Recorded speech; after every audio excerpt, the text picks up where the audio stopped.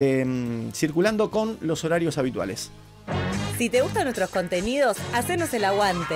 Sumate a la comunidad de Aijuna. Tu aporte es fundamental para que la radio siga sonando. Suscríbete en aijuna.fm. No nos subimos a la zaraza. Hablamos con las y los expertos. Bien, para también decirte que le podés poner campanita a los diferentes momentos que atravesamos en la radio y en el streaming, que después se transforman en contenidos que podés buscar en el canal de YouTube de nuestra emisora. Como por ejemplo, el encuentro que tenemos acá semanalmente con Julia Meredith. ¿Cómo andás, Julia? ¿Bien? ¿Cómo andás? Bien. Bien. Todo bien. Para charlar un poco.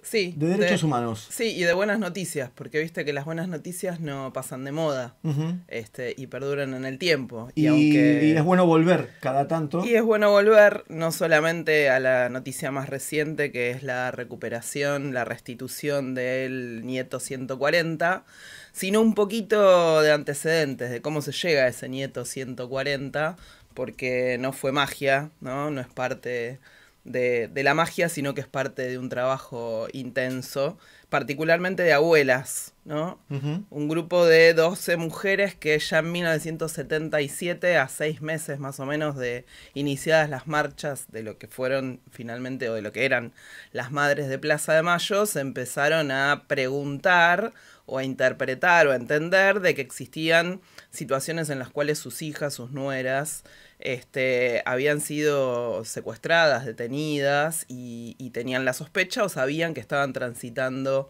un embarazo.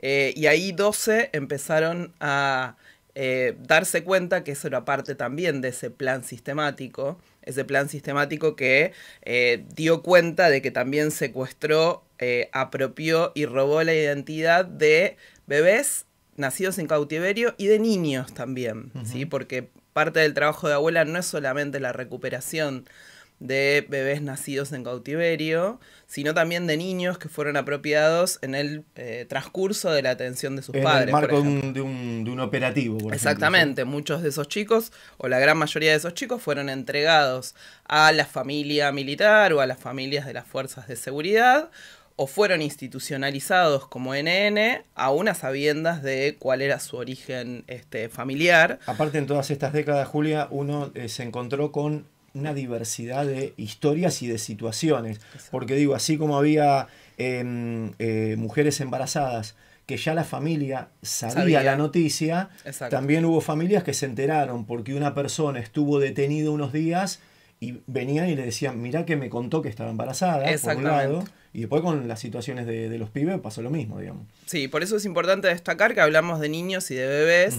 Por eso es importante lo que vos planteás, que tiene que ver con un trabajo de reconstrucción muy importante que impulsaron, por supuesto, las abuelas y las madres de Plaza de Mayo, pero que es el resultado de un proceso colectivo, ¿no?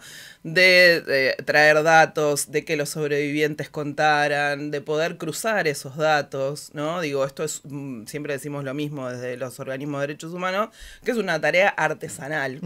Y dentro de esta tarea artesanal, las abuelas no se quedaron solamente con el ida y vuelta de información, sino que promovieron distintas metodologías que pudieran y estrategias que pudieran recuperar a esos niños apropiados o desaparecidos, y entablaron lazos con la comunicación, con el periodismo, por supuesto, con la cultura, con el deporte, con la comunicación. Tuvieron muchísimas estrategias, tienen muchas estrategias de comunicación, con la justicia, ¿sí? Y por supuesto, y hay un elemento que es muy interesante y muy importante, que es el vínculo que establecieron con la ciencia, ¿no? Sí.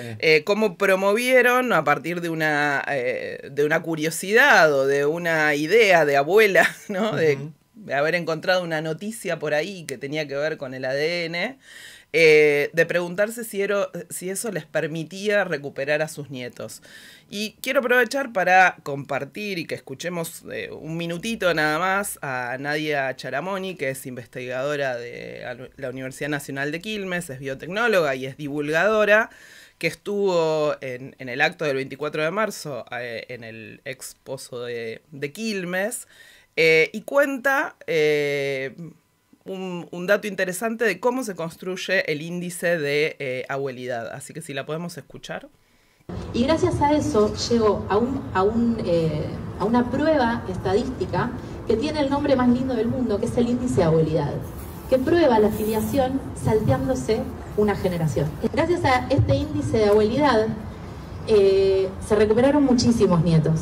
Si el índice de abuelidad te da 99,9999%, probaste la identidad nuevamente, y con ese índice de abuelidad llevamos recuperados 139. En 1987 se creó algo que es de recontra avanzada para Argentina y para el mundo. Se creó algo que se llama Banco Nacional de Datos Genéticos. Este Banco Nacional por muchos años fue único en el mundo. En este Banco Nacional de Datos Genéticos se guardan las muestras de ADN de las abuelas de Plaza de Mayo a la espera de ser comparadas. En el Banco Nacional de Datos Genéticos van a estar vivas para siempre. De ahí no la saca nadie. Por eso en realidad son mis científicas preferidas. Porque las abuelas de Plaza de Mayo y las madres de Plaza de Mayo descubrieron la inmortalidad. Muchas gracias. Esto fue el 24 de marzo aquí en Quilmes. Cuando ¿sí? todavía contábamos... Y ella decía que sus científicas preferidas eran las abuelas, ¿no? Exactamente. Por eso digo, era muy interesante escucharla. No solamente cómo se construye el índice de abuelidad, sino también lo que significa, ¿no?, esta tarea de abuela. Bueno, construyen la inmortalidad, dice, ¿no? Porque estamos hablando de desapariciones, ¿no? Claramente desapariciones. Hablaba en ese momento de que habíamos encontrado a 139 y la semana pasada las abuelas anunciaron, junto con Adriana Metz Romero, ¿sí?, la recuperación de la identidad del nieto 140. ¿Quién es el nieto 140? Bueno, es el hijo de Graciela Romero y de Eugenio Metz, ¿sí?, el hermano de Adriana, el nieto de Lisa, entre otros de sus abuelos. Y tanto Graciela como Eugenio eran de Bahía Blanca, ¿sí?, eran militantes sociales y políticos con una larga trayectoria y que en algún momento construyeron una familia. Ya la tenían Adriana de 1 año y en vista de cómo se iba llevando adelante la dictadura, decidieron mudarse a Cutralcó.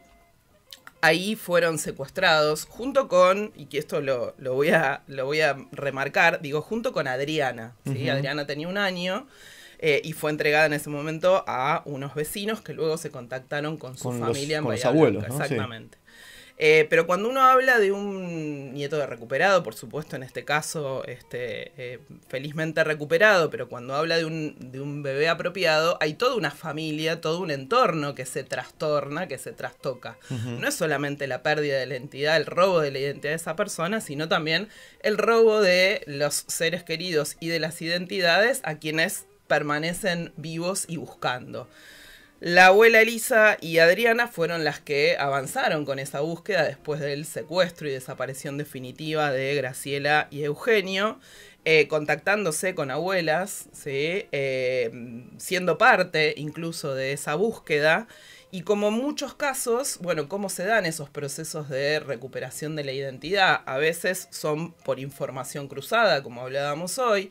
Otras veces son el resultado de presentaciones espontáneas de personas que suponen, interpretan, tienen la duda respecto de su identidad. De eso hay muchísimo, ¿sí? Por suerte, estos 35 años de ley de identidad, pero también los 47 años de trabajo de las abuelas han hecho que las personas se acerquen a consultar.